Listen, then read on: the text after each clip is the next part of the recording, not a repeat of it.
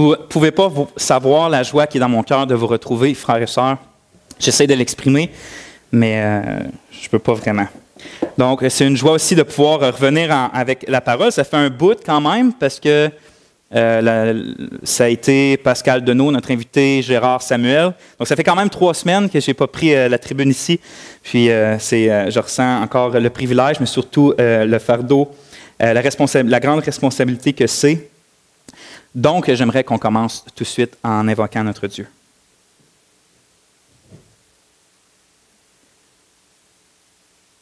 C'est avec crainte et tremblement que je me présente devant toi, Seigneur, pour te demander ton aide.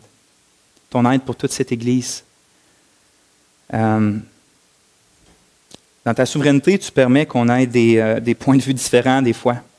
Mais tu nous unis sur l'Évangile, tu nous unis sur qui que tu es.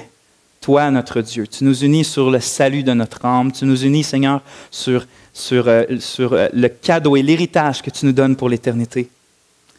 Aujourd'hui, je te prie de me donner de la sagesse, de la simplicité aussi dans ma parole pour pouvoir vraiment être fidèle à tes Écritures puis expliquer à ton peuple, Seigneur, peut-être lui montrer, lui témoigner comment tu vois les miracles, les signes et que tu nous enseignes toi-même sur comment on devrait agir avec ça aujourd'hui, ces dons spirituels-là qu'on voit dans ta parole.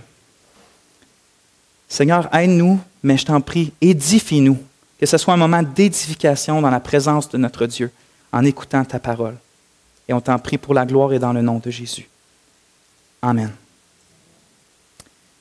J'aimerais commencer par lire, vous savez, il y a quelques semaines, on est toujours dans la doctrine de l'Église, donc on parle de ce que c'est l'Église locale, ce que ça devrait être bibliquement parlant. Puis ce que j'avais fait, c'est que je vous avais exposé le chapitre 12 de 1 Corinthiens, où c'est une des plus grandes discussions qu'il y a sur les membres puis les différents dons qui sont donnés aux membres pour l'édification commune. Je vais vous lire une partie qu'on avait sautée en quelque sorte. Donc 1 Corinthiens 12, verset 4. 1 Corinthiens 12, verset 4, on lit « Il y a diversité de dons, mais le même esprit. Diversité de ministères, mais le même Seigneur. Diversité d'opérations, mais le même Dieu qui opère tout en tous. Or, à chacun, la manifestation de l'Esprit est donnée pour l'utilité commune. En effet, à l'un est donné par l'Esprit une parole de sagesse, à un autre une parole de connaissance, selon le même Esprit, à un autre la foi, par le même esprit. À un autre, le don des guérisons, par le même esprit. À un autre, le don d'opérer des miracles. À un autre, la prophétie. À un autre, le discernement des esprits. À un autre, la diversité des langues. À un autre, l'interprétation des langues. Un seul et même esprit opère toutes ces choses, les distribuant à chacun en particulier comme il veut. Et au verset 28, on lit « Et Dieu a établi dans l'Église premièrement des apôtres, secondement des prophètes, troisièmement des docteurs, ensuite, ceux qui ont le don des miracles, puis ceux qui ont le don de guérir, de secourir, de gouverner, de parler diverses langues. Tous sont-ils apôtres, tous sont-ils prophètes, tous sont-ils docteurs, tous ont-ils le don des miracles, tous ont-ils le don des guérisons, tous parlent-ils en langue, tous interprètent-ils, aspirez aux dons les meilleurs. Et je vais encore vous montrer une voie par excellence qui est l'amour au chapitre 13.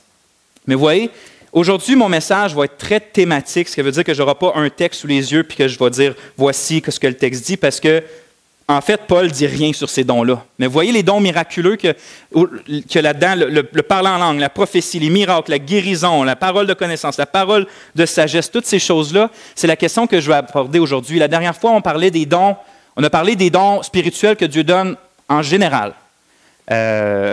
Puis on n'a pas parlé en précis, mais on a parlé que ça peut être vraiment n'importe quoi. Et là, pendant le message aujourd'hui, lu la semaine prochaine, puis probablement ou peut-être lu la semaine d'après, j'aimerais qu'on adresse la question des signes et des miracles. Et on va répondre à cette question-là. Est-ce que les dons miraculeux sont pour l'Église d'aujourd'hui?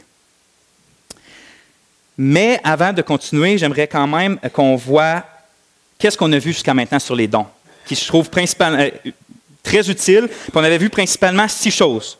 Pour ceux qui n'avaient pas vu les messages, si vous pouvez retenir ces 6 choses-là, dans 1 Corinthiens 12, vous allez avoir une bonne connaissance de ce qui se passe dans ce chapitre-là. On a vu ces 6 choses-là. La première, que la spiritualité chrétienne ne se mesure pas par l'absence ou la présence de manifestations surnaturelles dans ta vie. Tu n'es pas un chrétien mieux ou moins bon, si tu gauches ta vie avec s'il se passe des choses époustouflantes dans ta vie, le ciel s'ouvre ou tu fais des miracles, ou si tu n'en fais pas. Ce n'est pas comme ça qu'on juge la spiritualité chrétienne. Au contraire, Paul va dire que comment tu veux savoir si tu es un homme spirituel ou une femme spirituelle? Est-ce que tu confesses de ta bouche et crois dans ton cœur que Jésus-Christ est Seigneur de ta vie et tu le penses vraiment? Si ça, c'est une réalité dans ta vie, ça veut dire que tu as l'Esprit de Dieu dans ta vie, tu es un homme et une femme spirituelle au sens de la parole de Dieu. Donc ça, c'est le premier point. Le deuxième, on avait vu que pour Paul, les charismas, ça c'est le nom grec pour dire les dons de grâce, ou ce qu'on traduit les dons spirituels. Donc ces dons-là de grâce, ça inclut bien plus que juste des choses miraculeuses ou super pas naturelles, surnaturelles. Nous, on pense tout de suite, souvent quand on pense à dons spirituels, on pense à guérison, parler en langue, prophétie, faire des miracles. Mais pour Paul, ce n'est pas premièrement ça. Ce n'est même pas majoritairement ça. Il va inclure dans ces dons-là différents ministères que Dieu donne, différents services que Dieu fait faire à ses enfants. Ça peut être le don de diriger, ça peut être le don d'être généreux. C'est toutes des choses qui sont incluses dans les charismas, dans les dons de grâce que Dieu donne pour son Église. Puis j'aimerais ça qu'au moins on s'arrête là un peu pour réfléchir de nouveau. Parce que s'il y a bien une chose qu'il faut qu'il rentre dans ma tête, dans nos têtes, c'est que dans les Épîtres, c'est ça, c'est le fait que les dons spirituels, ce n'est pas nécessairement des choses voyantes, puis des choses que tout le monde va faire « wow ». Ça peut être des choses qu'on considère à nos yeux très, très, très, très banales, mais qui ont une utilité extraordinaire pour l'édification du peuple de Dieu. Dans les Épîtres du Nouveau Testament, à part dans 1 Corinthiens 1, 12, 13, puis à des places comme dans Hébreux 2, ça parle jamais de miracles puis de dons de guérison qu'un chrétien fait. Ça va en parler dans les évangiles et dans les actes que Jésus et les apôtres vont faire, puis quelques autres personnes. Mais sinon, quand les épîtres qui servent à dire comment qu'une église doit se diriger, jamais Paul, à part à ce moment-là, on entend parler de cette discussion-là. Sauf que les dons des services puis les dons de communiquer la parole sont dans chacune des épîtres du Nouveau Testament. On voit que pour Dieu, ou que pour Paul, pour Dieu au travers de Paul, le don de service, puis le don de pouvoir édifier nos frères par la parole, que ce soit par les chants, l'exhortation ou la prédication ou l'encouragement, c'est ce qui compte le plus quand on parle des dons spirituels. Juste ça, ça devrait nous allumer une petite lumière quand on voit qu'on commence à avoir une trop grosse emphase sur les dons miraculeux. Mais c'est une parenthèse. La troisième chose qu'on avait vue, or, à chacun la manifestation de l'Esprit. À chacun est donnée la manifestation de l'Esprit. Ça veut dire quoi? Ça veut dire que pour tous ceux aujourd'hui qui confessent Christ comme Seigneur puis qui le croient puis que c'est une réalité, vous avez reçu de la part de Dieu au moins un don de grâce, pas pour vous, pour les autres qui vous entourent. Chacun des enfants de Dieu a un don spirituel, a un don de grâce. Puis si tu veux savoir c'est quel le tien, sers tes frères et sœurs. Puis investis-toi dans la vie de tes frères et tes sœurs, puis ils vont finir eux autres par se rendre compte comment tu leur fais du bien au travers des dons que Dieu t'a donnés. Quatrième chose, or à chacun est donnée la manifestation de l'Esprit pour l'utilité commune. Ça veut dire que, comme j'ai dit, les gens qui t'entourent en ce moment sur ta chaise, le don que tu as reçu, c'est pour eux. Ce n'est pas pour toi. Moi, je n'ai pas reçu un quelconque don de service ou de prédication pour que je me regarde toute la semaine durant dans le miroir puis que je me prêche à moi tout seul. Vincent, c'est ça. Vincent, c'est ça que la Bible dit. Non. Si j'ai reçu des dons, c'est pour vous autres. C'est pour votre utilité, c'est pour votre bien-être, c'est pour vous aider à marcher puis m'aider à marcher jusqu'à notre cité céleste. Donc, les dons ne sont pas pour vous, sont pour les autres. Cinquièmement, on avait vu que Dieu donne des dons à qui il veut. Ce n'est pas toi qui choisis. Il est écrit, un seul et même esprit opère toutes ces choses, les distribuant à chacun en particulier comme il le veut, comme il veut. Ce n'est pas toi qui décides grand-chose dans ta vie et non plus les dons spirituels, ce n'est pas toi qui décides. Et sixièmement, on avait vu que nous qui sommes tous des membres différents d'un seul et même corps, nous avons des dons différents et personne n'a tous les dons. C'est pourquoi que l'orgueil puis l'apitoiement sur soi doivent complètement disparaître d'une Église. Si tu penses que tu es meilleur que ton frère parce que tu as un don qu'à tes yeux tu trouves plus utile, la Bible te traite d'orgueilleux et te reprend. Il te reprend parce que tu n'es pas meilleur que ton frère à cause que Dieu t'a donné un don qui, à tes yeux, est meilleur. Ça ne veut pas dire qu'il est meilleur, premièrement. Puis en même temps, si tu es comme « Ah, j'ai pas tel don, puis j'ai pas telle capacité, puis je suis pas appelé à faire tel ministère, puis que tu t'appuies toi sur toi, puis tu dis « L'Église n'a pas besoin de moi », mensonge. C'est pas vrai.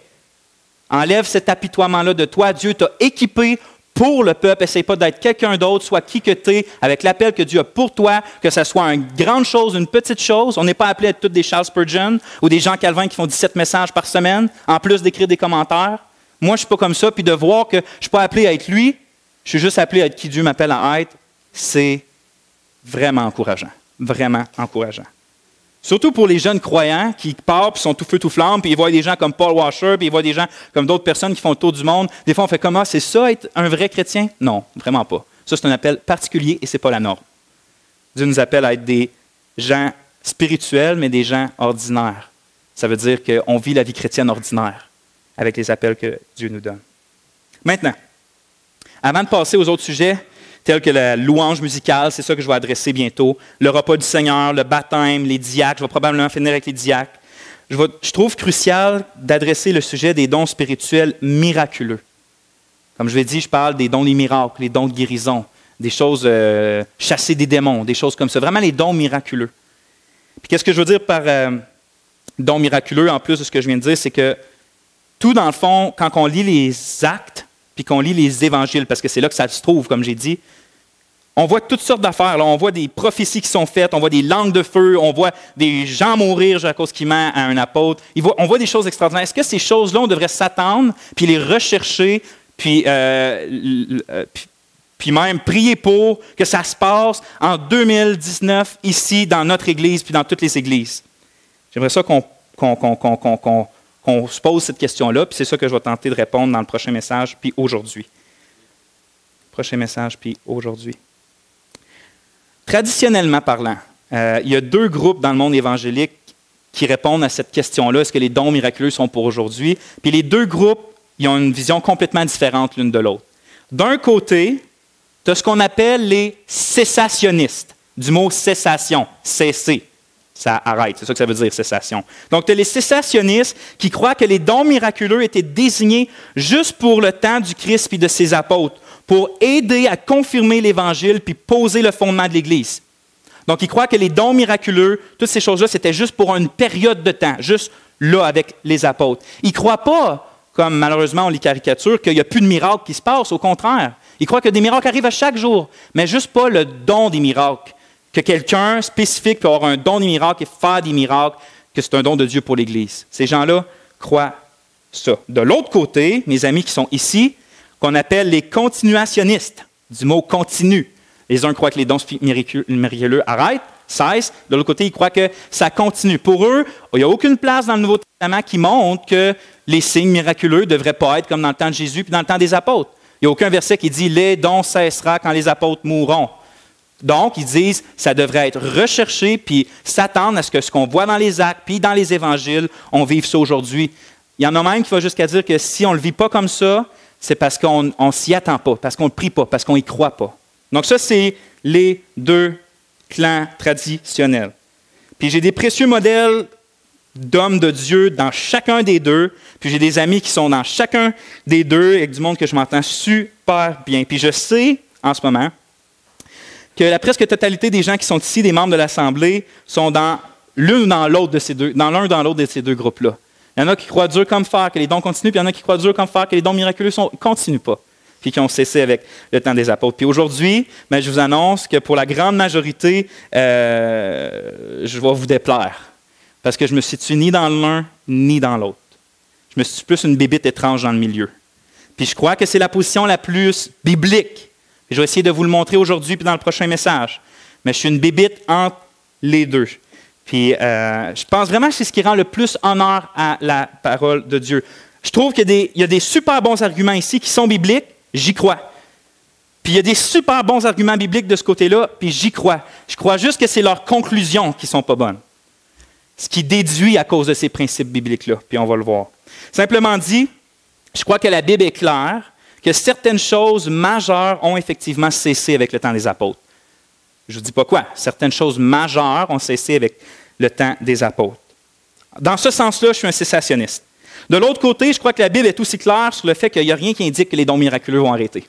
avec la mort des apôtres. De ce côté-là, je suis continuationniste. Puis, dans le fond, j'ai un pied de chaque côté. Puis, je crois que ce que je vais vous montrer aujourd'hui, je prie que Dieu vous montre ou si vous aide pour avoir un esprit critique, pour voir si c'est vraiment dans la Bible la position que je vais essayer de vous montrer. Il n'y a juste pas de nom pour la position. Je ne peux pas me donner un nom.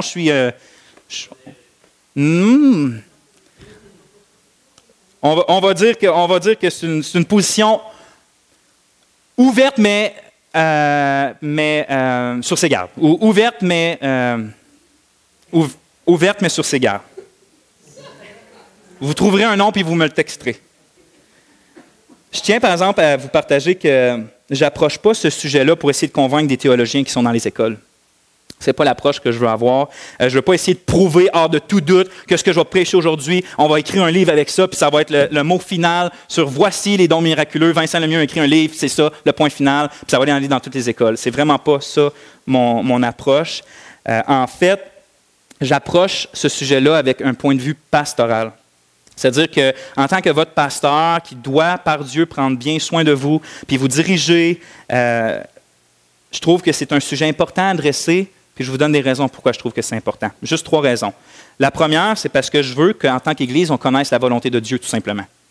Si Dieu a écrit quelque chose par rapport aux dons miraculeux, c'est à nous, notre responsabilité, de voir qu'est-ce que Dieu pense de ça, puis d'agir en conséquence, de mettre sa parole en pratique. C'est pas. Si moi, je vois dans la Bible qu'aujourd'hui, on devrait avoir. Il y a des dons de miracles, puis il y a des gens ici qui peuvent avoir des miracles, je veux le savoir parce que je vais l'envoyer voir Joanne. Vous comprenez? Ça change ma pratique. Si tu me dis aujourd'hui qu'il n'y a absolument pas de don de miracle, bien, je ne demanderai même pas à Dieu d'envoyer quelqu'un pour guérir. Mais si tu me dis qu'il y a peut-être une position entre les deux, je veux savoir aussi que ça change à ma vie de tous les jours, puis dans notre vie en tant qu'Église. Je veux savoir la volonté de Dieu, je veux qu'on sache la volonté de Dieu pour la mettre en pratique, tout simplement, en tant qu'Église. Deuxièmement aussi, donc on a vu afin de connaître la volonté de Dieu, c'est pour ça que c'est important de parler de ce sujet-là. Deuxièmement, afin d'honorer la parole de Dieu. Il n'est pas rare d'avoir, pour vous puis pour moi, des convictions, des fortes convictions solides, mais en même temps, pas être tant basé sur quelque chose de solide. Donc, on est sûr. Puis moi, j'étais là au début de ma vie chrétienne. Moi, je me suis promené comme ça entre les deux avant d'arriver dans le milieu. J'étais sûr qu'il n'y avait aucun don miraculeux. C'était fini. Mais je ne pouvais pas t'expliquer pourquoi. Mais j'en étais sûr, parce que je l'avais lu dans un commentaire biblique. Puis après ça, j'étais sûr de l'opposer, mais sans vraiment fondation, parce que je l'avais vu un prédicateur que j'aimais dire le contraire de ce que je croyais. Fait que j'avais été de l'autre côté. Puis là, depuis environ 5 mois que j'étudie ce sujet-là très fortement, j'ai été dans la Bible pendant de longues semaines. Ensuite de ça, j'ai été voir les meilleurs arguments de chaque côté. J'ai été voir chaque côté les arguments. J'ai retourné dans la Bible pour moi-même. J'ai peaufiné une coupe d'acheveur que je trouvais que j'avais tort. Puis là, c'est un peu le résultat que vous avez aujourd'hui de toutes ces études-là que j'ai faites. Donc, d'honorer la parole de Dieu, parce que on ne veut pas juste dire « Ah, moi, je crois à ça, puis je suis sûr de ça, à cause de juste, ici, ça semble dire ça », puis sans être basé. On n'honore pas la parole de Dieu comme ça. Je veux qu'on honore la parole de Dieu en tant qu'Église. Ce qu'on fait, on le fait parce qu'on le croit, puis on le croit parce qu'on croit que c'est dans la Bible. Puis on peut le montrer. Troisièmement, c'est afin d'avoir de l'ordre et de l'unité dans l'Église. C'est une des raisons pourquoi je veux parler de ce sujet-là. Parce qu'on va toujours avoir des convictions différentes sur des choses de moins grande importance. Il y a des gens ici qui vont croire qu'ils ont le don de parler en langue, puis il y a des gens ici qui croient que le don en langue, c'est juste pas vrai, ça. Il y a des gens qui vont croire que Jésus arrive avant les tribulations, et il y a des gens qui vont croire que Jésus arrive après les tribulations. C'est des choses normales, ça, qui arrivent. On a des yeux différents qui voient la parole. Grâce à Dieu, sur les choses essentielles, on est unis. Amen. Mais pour moi, si je suis le pasteur ici, puis c'est notre responsabilité qui est de l'ordre, il faut avoir quand même une ligne directrice dans laquelle on sait qu'en tant qu'Église, c'est comme ça qu'on agit. Dans ta vie personnelle, tu crois, si par exemple tu crois que tu parles en langue, amen, parle en langue, fais-le pour Dieu, Dieu est loué, gloire à Dieu. Mais si tu viens dans une église, puis là, je ne suis pas en train de dire la position de cette église-là, je vais la dire la semaine prochaine. Mais si, mettons, tu viens dans n'importe quelle église qui ne croit pas ça, puis que tu te mets à parler en langue, puis c'est comme ça que toi, tu le fais personnellement, puis ça crée ça n'a pas d'ordre, il n'y a pas de direction, ça fait un brouhaha, il y en a un qui ne sont pas contents. Donc moi, en tant que pasteur, si je veux qu'il y ait une ligne directrice, voici ce que le groupe pastoral enseigne ici. On n'impose pas de croire ça à personne, mais c'est ce qu'on va enseigner puis ce qu'on va avoir comme pratique d'ordre dans l'Assemblée. Vous comprenez? Donc, avoir de l'unité par rapport à, OK, moi j'ai une petite différence par rapport à ça, mais on s'en va dans cette direction-là. Afin de connaître la volonté de Dieu, afin d'honorer la parole de Dieu, puis afin d'avoir de l'ordre et de l'unité dans l'Assemblée chrétienne de Rouyn-Noranda. Comme j'ai dit, il est fort probable qu'il y en a plusieurs qui vont juste pas être d'accord avec moi aujourd'hui puis la semaine prochaine, mais je vous encourage à me suivre tout au long des messages quand même. Je sais que c'est un message très thématique, puis ça va être plus technique que ce que je suis habitué de faire. Puis ça ne va pas répondre à toutes les questions. Si vous voulez me voir après, je vous invite à venir me voir pour vous poser vos questions. Mais je t'invite à, même si tu n'es pas nécessairement d'accord au premier coup d'œil, à t'asseoir, à prier, puis à examiner, puis à juger si, quand je te présente un texte des Écritures, puis que je te dis voici ce que j'en conclus, si c'est vraiment biblique. Puis ensuite de ça, tu pars avec ça, puis tu deals avec Dieu. Donc, voici ce que je vais vous montrer à partir des Écritures aujourd'hui.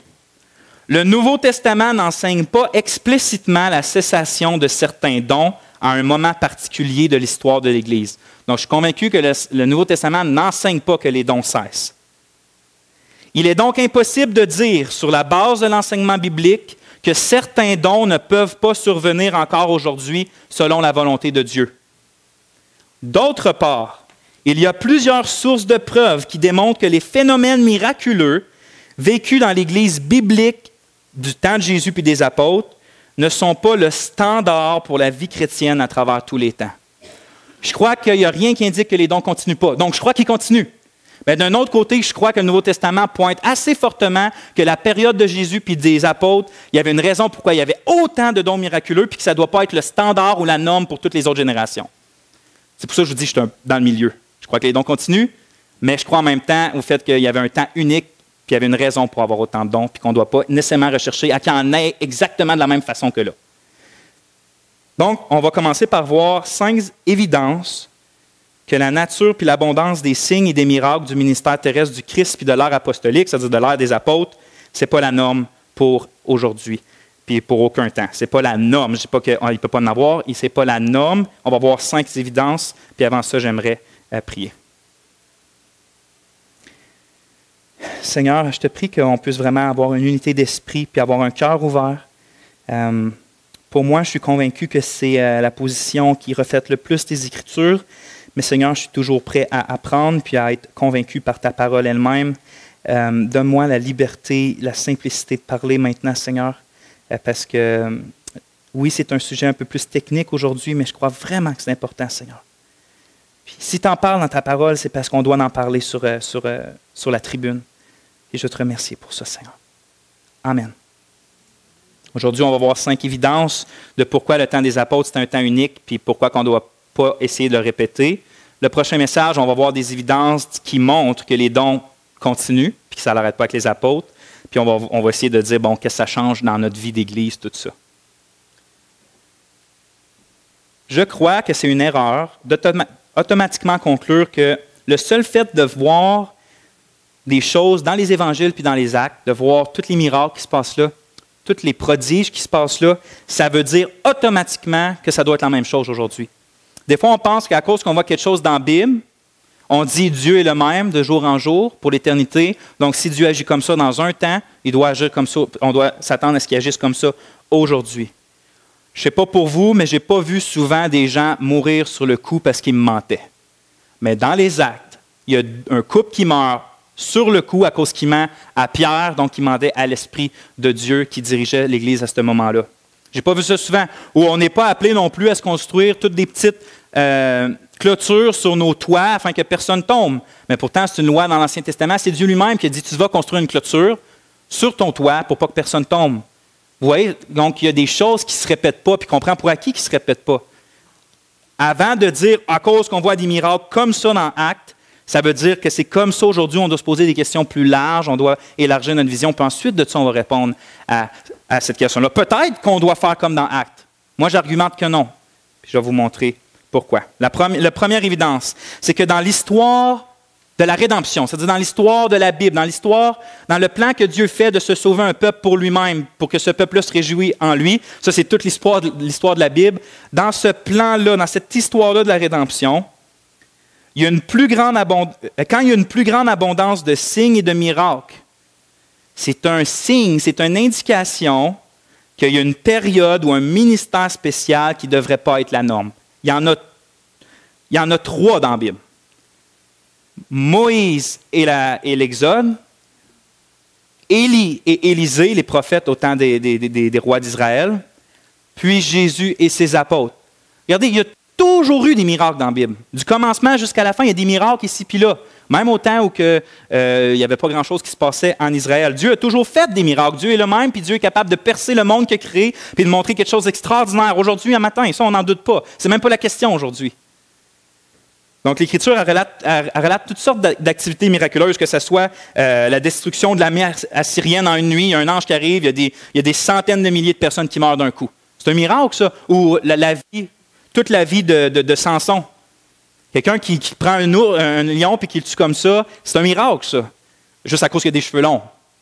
C'est un miracle, ça. Ou quand Dieu demande au roi Akaz il lui fait une prophétie, puis là, Dieu lui dit, quel signe tu veux que je te donne? Puis Akaz demande de faire reculer le temps un peu, juste comme une coupe d'heure. Puis Dieu fait reculer le temps. C'est un miracle. Ça arrive sporadiquement un peu partout dans l'Ancien Testament. Et aujourd'hui, puis ça n'a jamais arrêté ces genres de miracles-là.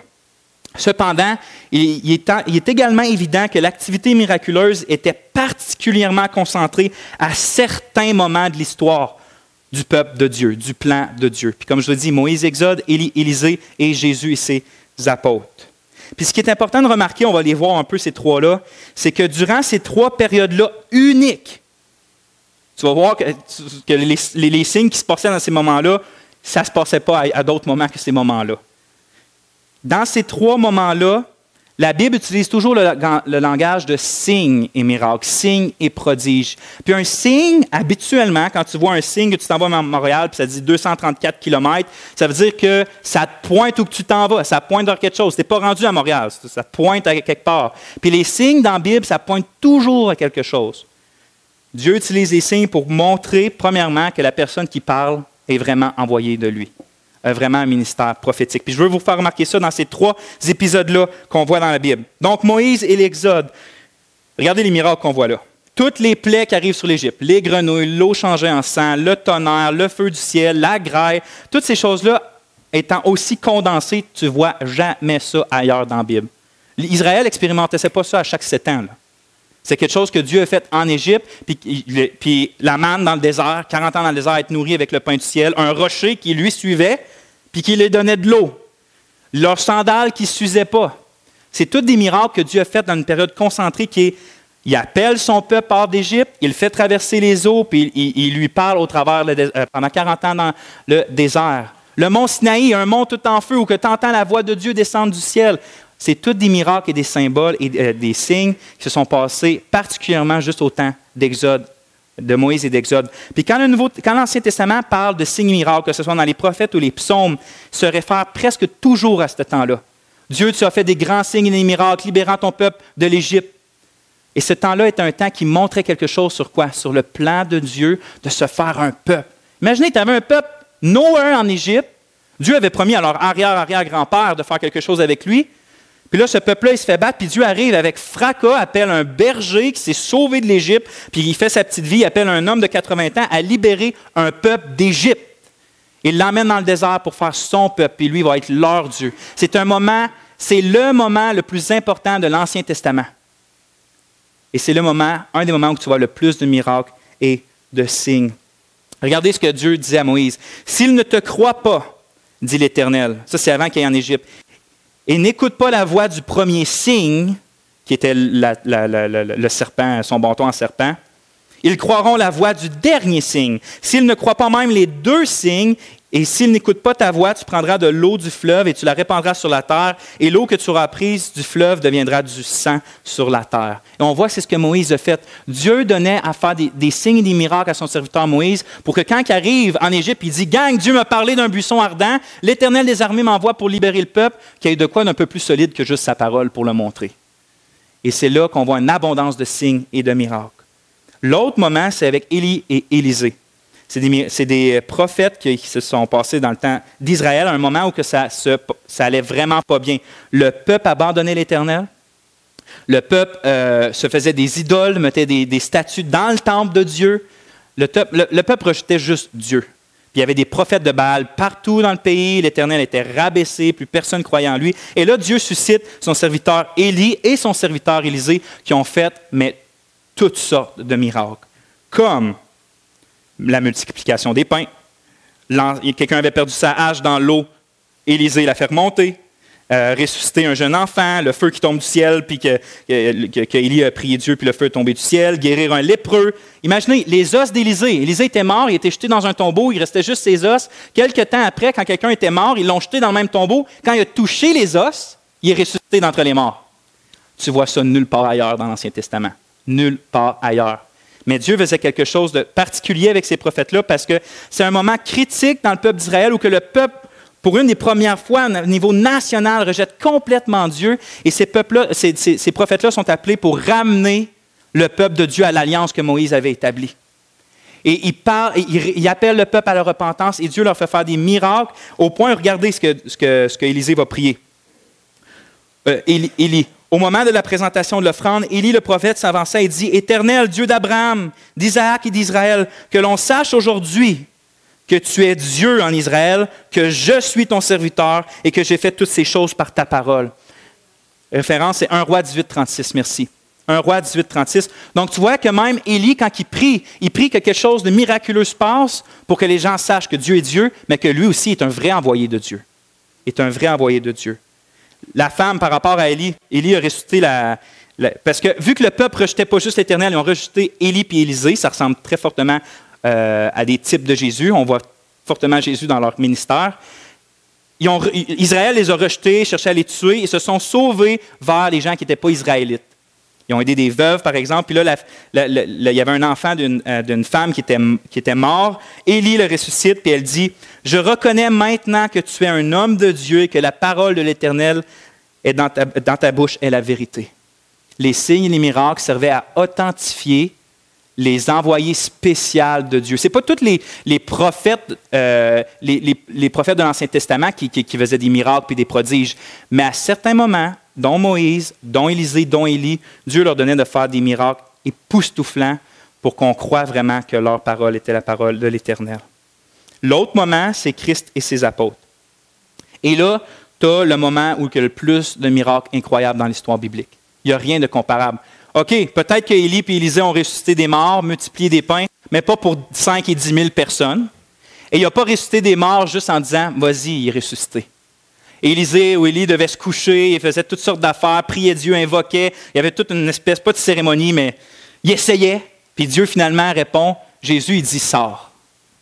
Le maître de l'univers, quand il se présente ici, il dit juste « Sors ». Ou il fait juste « Père, je te rends grâce », puis les pains sont multipliés. Il n'y a pas d'effort, ou il n'y a pas de simagrée à faire. Voilà qui est le Seigneur Jésus-Christ. Ou même, on voit dans les actes que, comme j'ai dit, des gens meurent à cause qu'il ment à un apôtre. Tu vois ça nulle part ailleurs dans l'histoire de l'Église. Ou même Pierre marchait et son ombre guérissait des gens qui étaient malades. Il n'y avait même pas besoin de dire « t'es guéri ». Il marchait, peut-être qu'il ne s'en rendait même pas compte, quelqu'un passait dans son ombre, puis les gens étaient guéris. Ou pas, il y avait un mouchoir, une serviette, puis les gens prenaient ces serviettes-là, les mettaient sur des malades, puis les gens étaient guéris. Ça, c'est absolument époustouflant. Tu ne trouves pas ça? J'ai jamais vu un mouchoir qui guérit quelqu'un, moi, aujourd'hui, à cause qu'il a touché quelqu'un de spécial. C'était des temps spéciaux, on le voit, puis c'est normal, tu arrives, et Dieu lui-même, le Créateur du ciel et de la terre, perce la création pour devenir un enfant, un bébé, pour grandir et venir sauver son peuple de la colère de Dieu. Tu as Dieu lui-même qui marche sur la terre. Si tu n'as pas quelque chose d'époustouflant qui témoigne de qui qu'il est, qui va croire ces paroles? Qui va croire ces paroles? Et Jésus lui-même a montré que les signes et les miracles qu'il faisait étaient pour montrer qui qu'il était vraiment. Pour montrer qui qu'il était vraiment. Avant de passer au deuxième point, j'espère que quand tu vois, j'ai déjà entendu ça, où que quelqu'un voit les miracles que Jésus fait, voit les miracles que les apôtres font, puis la première chose qu'il dit, c'est « Hey, je veux faire la même chose. Hey, si Jésus faisait ça, je peux le faire, puis je dois le faire. » Mais ce que Jésus a enseigné, c'est que ces miracles n'étaient pas premièrement pour que tu aies le goût de dire « Hey, j'ai le goût de le faire ». C'est pour que tu vois qui est vraiment celui qui fait les miracles, puis que tu cours à lui pour être sauvé de tes péchés, puis avoir ton âme satisfaite pour le reste de l'éternité. Si quand tu vois les miracles et les signes de Jésus, la première chose, ce n'est pas de vouloir l'imiter, c'est d'aller à lui comme ton sauveur et ton roi. Donc, fais-toi pas distraire par les miracles parce qu'ils n'ont pas été là pour te distraire, ils ont été là pour amener ta pensée à voir Jésus, puis à croire en lui pour qui qu'il est. Donc, le deuxième point qui est la suite, on a vu qu'on voit dans l'histoire que c'est normal qu'à des moments super importants, Dieu fait une explosion de miracles, mais pas dans les restes des temps. Les miracles arrivent ici puis là, on ne le sait pas. Les moments précis, bang, des miracles. La deuxième chose, c'est qu'on voit que les signes et les miracles, comme j'ai dit, confirmaient la venue du Christ. Ça servait à confirmer qui qu'il était. Jésus parlait, il révélait qui était le Père, il révélait l'Évangile, il révélait le royaume de Dieu, et il dit que les miracles qu'il faisait étaient pour témoigner de qui qu'il était. Regardez ce que Jésus dit à Jean-Baptiste. Jean-Baptiste, il l'envoie, puis il dit, est-ce que c'est lui qui doit venir ou on doit en attendre un autre? Es-tu le Messie? Et Jésus répondit, allez rapporter à Jean ce que vous entendez et ce que vous voyez. Les aveugles voient, les boiteux marchent, les lépreux sont purifiés, les sourds entendent, les morts ressuscitent, et la bonne nouvelle est annoncée aux pauvres. Qu'est-ce que Dieu donne à Jean-Baptiste pour lui dire que je suis vraiment le Messie qui s'en vient? Je suis celui qui fait les miracles que Isaïe a prophétisé que le Messie allait faire. Les miracles servaient à montrer qu'il était vraiment le Messie. Pierre, quand il parle aux Juifs, première prédication après que le Seigneur Jésus soit retourné au ciel. Acte 2, 22, il est écrit « Hommes israélites, écoutez ces paroles.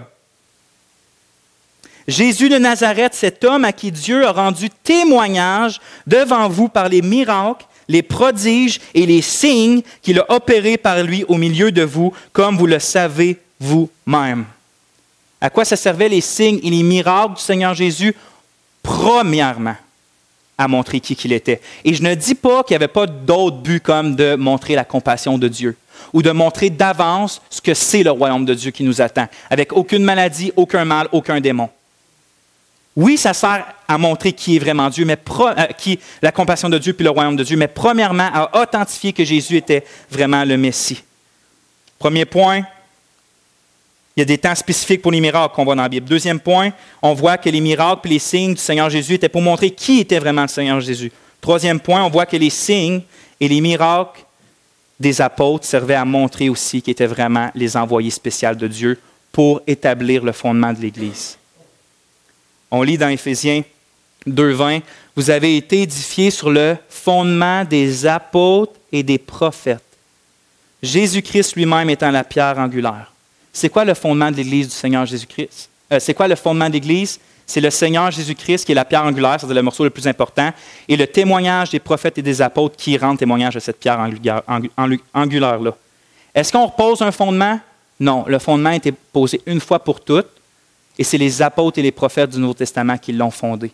Donc, vous voyez la job importante que Dieu leur avait donnée. Dieu n'a pas appelé vous et moi à poser le fondement de l'Église. Il a déjà été posé il y a 2000 ans, puis les églises du premier siècle étaient fondées dessus. C'est Jésus-Christ et sa parole. Mais imaginez, ces hommes-là, qui étaient des pécheurs, des hommes ordinaires comme vous et moi, disaient, c'est Dieu qui parle par moi, au même titre que les prophètes de l'Ancien Testament. Tu avais quelqu'un qui se prétendait à être comme un Élie, comme un Élisée, que quand la parole de Dieu sort, quand il dit quelque chose à une église, pas juste regarde ce qui est écrit dans la Bible, mais quand je te dis quelque chose, Église de Corinthe, tu dois l'écouter comme la parole de Dieu. Imaginez comment c'est fou à penser dans ce temps-là quand tu as quelqu'un devant toi qui fait ça. Puis quelqu'un peut-être d'aussi peu impressionnant que l'apôtre Paul. Il fallait quelque chose d'extraordinaire pour croire ça, et Dieu a fait quelque chose d'extraordinaire pour qu'on croie ça, c'est qu'il leur a donné des miracles pratiquement aussi époustouflants que le Seigneur Jésus à faire. Comme je vous dis, l'ombre et le mouchoir, le don de prophétie, les révélations. Puis on le voit dans Hébreux 2, 3, 4, c'est écrit « Le salut annoncé d'abord par le Seigneur nous a été confirmé. » Ça veut dire prouvé en grec. Par ceux qui l'ont entendu, Dieu appuyant leur témoignage par des signes, des prodiges et divers miracles. Les miracles servaient pour confirmer le message apostolique et le rôle d'apôtre qu'avaient les 12 apôtres ou les 13 apôtres avec leurs associés. Paul lui-même va dire en 2 Corinthiens 12, les preuves de mon apostolat, les preuves que je suis un apôtre, ont éclaté au milieu de vous par une patience à toute épreuve, par des signes, des prodiges et des miracles. Donc, Paul, quand il défend le fait qu'il est vraiment un apôtre, ça, il ne tente pas de le faire, mais quand il le fait, il dit, le signe, le fait que je suis un apôtre, c'est pas clair au milieu de vous par tous les miracles que j'ai faits au milieu de vous, quand je vous annonçais l'Évangile. Donc, les miracles étaient vraiment pour prouver le fait que quelqu'un était vraiment apôtre. Une des facettes des miracles, peut-être la première importance des miracles. Donc, les signes et les miracles servaient à prouver le rôle apostolique ou les apôtres. Quatrièmement, dans les actes, il semble que Luc s'attend à ce qu'on voit les miracles et les signes pas comme quelque chose de commun parmi le peuple. La façon que Luc écrit les actes, c'est comme s'il veut qu'on voit que le ministère, que les signes et les miracles, c'est quelque chose très, très spécifique aux apôtres. Puis je vais vous montrer des exemples. Acte 2, 43. La crainte s'emparait de chacun et il se faisait beaucoup de prodiges et de miracles par les apôtres. Chapitre 5, 12. Beaucoup de miracles et de prodiges se faisaient au milieu du peuple par les mains des apôtres. Ce n'est pas écrit par les mains de tout le monde, par les mains des apôtres. Ça ne veut pas dire qu'il n'y a pas d'autres mondes qui en faisaient, mais Luc veut qu'on voie que principalement les miracles, c'était les apôtres. 14, 3. Ils, en parlant de Paul et Barnabas, restèrent cependant assez longtemps à Icône, parlant avec assurance, appuyés sur le Seigneur qui rendait témoignage à la parole de sa grâce et permettait qu'il se fasse par leurs mains des prodiges et des miracles. Acte 15, 12. Toute l'assemblée garda le silence et l'on écouta Barnabas et Paul qui racontaient tous les miracles et les prodiges que Dieu avait faits par eux au milieu des païens. Donc, vous voyez que pour Luc, quand il écrit Actes, puis qu'il raconte comment ça se passait le début de l'Église, il n'arrête pas de mettre des points où dire miracle, apôtre, miracle, apôtre, miracle, apôtre, pour qu'on voit, je pense, ma conclusion, le rôle important que les apôtres avaient. L'authentification que les apôtres avaient besoin pour parler de la révélation de Dieu. Aujourd'hui, là, on n'a pas de révélation de Dieu au sens d'expliquer l'Évangile. Il y avait un mystère dans l'Ancien Testament que les païens allaient être avec les Juifs, puis que Jésus que le Messie allait venir en tant qu'homme pour payer pour les fautes de son peuple. Et c'est les apôtres qui avaient le rôle d'expliquer ça. L'Esprit lui-même, Christ lui-même, leur révélait ce qui allait être dans le futur la parole de Dieu. Il n'y a personne ici à matin qui a ce don-là de Dieu. Il n'y a personne aujourd'hui qui a le don d'apôtre au point de pouvoir rajouter une page à la Bible. Puis si quelqu'un vient avec vous avec cette attitude-là, fuyez en courant le plus loin que vous pouvez. Parce qu'il n'y a personne qui a l'autorité, depuis les apôtres, d'ajouter une page aux Écritures. Puis finalement, avant de conclure, on voit qu'il n'y a aucun parallèle dans l'histoire de l'Église qui montre quelque chose de semblable à ce qui s'est passé dans le temps de Jésus et les apôtres. Il n'y a rien de semblable. Je l'ai mis en dernier parce que là, ce n'est pas quelque chose qui est dans la Bible, mais si vous me connaissez, vous savez comment je suis passionné de l'histoire, puis comment que je trouve l'histoire importante. Puis quand que tu vas voir les premiers écrits, bon, Jean, il meurt, dernier apôtre meurt. On est en 100 après Jésus-Christ. Les premiers écrits qui s'est passé en 100 puis 200, c'est les disciples des apôtres, puis les disciples des apôtres. Eux, ils ont écrit des livres. Puis ils ont écrit sur qu'est-ce qui se passait. Puis quand tu regardes leurs écrits à eux, puis que tu regardes qu'est-ce qu'ils disent sur les dons spirituels, les dons miraculeux, c'est vraiment intéressant. Regardez. Un historien, Robert L. Saucy, écrit « La conclusion selon laquelle l'époque du Christ et de l'Église apostolique, primitive, donc l'Église des Actes, a été une période particulière de miracles qui ne se sont pas poursuivis au même niveau dans l'Église plus tard, est fortement confirmée par le témoignage de l'histoire de l'Église. Il semble impossible de nier que l'activité miraculeuse de la qualité et l'étendue des miracles associés à l'ère du Christ ne se trouvent nulle part ailleurs dans l'histoire de l'Église. Ce qui veut dire pas qu'il n'y en a plus, mais qu'il n'y en a plus de la même importance puis de la même quantité. Origène, qui était un pasteur des années 184, il dit les miracles, puis là, il est dans ce temps-là, là, ça ne fait pas 100 ans que Jean est mort. Il dit les miracles ont commencé par la prédication de Jésus, se sont multipliés après son ascension, ça veut dire au temps des apôtres, puis ont diminué. Mais il en reste encore aujourd'hui quelques traces chez quelques-uns dont l'âme est purifiée par la parole de Dieu. Donc, vous voyez, même les premiers chrétiens qui écrivaient, quand on regarde leurs témoignages, il y en a encore, on en voit des traces, mais c'est loin d'être pareil comme avec le temps, ce qu'on voit nous aussi dans la Bible. Et je vais finir avec la conclusion. 3 conclusions que je peux sortir de tout ce qu'on a vu. La première, l'activité miraculeuse s'est concentrée surtout autour de certains points cruciaux de l'histoire du peuple de Dieu. Moïse, Exode, Élie, Élisée, Jésus et ses apôtres. C'est là qu'on voit le plus d'activités miraculeuses. Deuxièmement, cette concentration de miracles avait pour but premier, souvenez-vous, je dis premier, d'authentifier la révélation de Dieu et ses porte-paroles prophétiques durant les temps cruciaux et uniques qui se passaient. Les miracles servaient premièrement comme signe pour dire quand Moïse parle, c'est Dieu. Quand Élisée parle, c'est Dieu. Quand que Jésus parle, c'est Dieu. Quand que les apôtres parlent, c'est Dieu. Les signes étaient pour montrer ça. Et troisièmement, on voit que l'ère du Christ et de ses apôtres était l'une des étapes. Une de ces étapes-là qui était cruciale et unique et magnifique, puis qui fut accompagnée de signes miraculeux pour montrer quel temps unique que c'était. Le plan de Dieu qui prend, le plan ultime de Dieu qui prend part dans l'humanité avec Jésus et ses apôtres. Qu'est-ce que ça veut dire donc qu'il n'y a plus de dons des miracles aujourd'hui? Pas en tout, je ne crois pas ça, je vais vous montrer le prochain message. Je crois qu'il y a encore des dons des miracles aujourd'hui, puis qu'il y a une façon de les rechercher.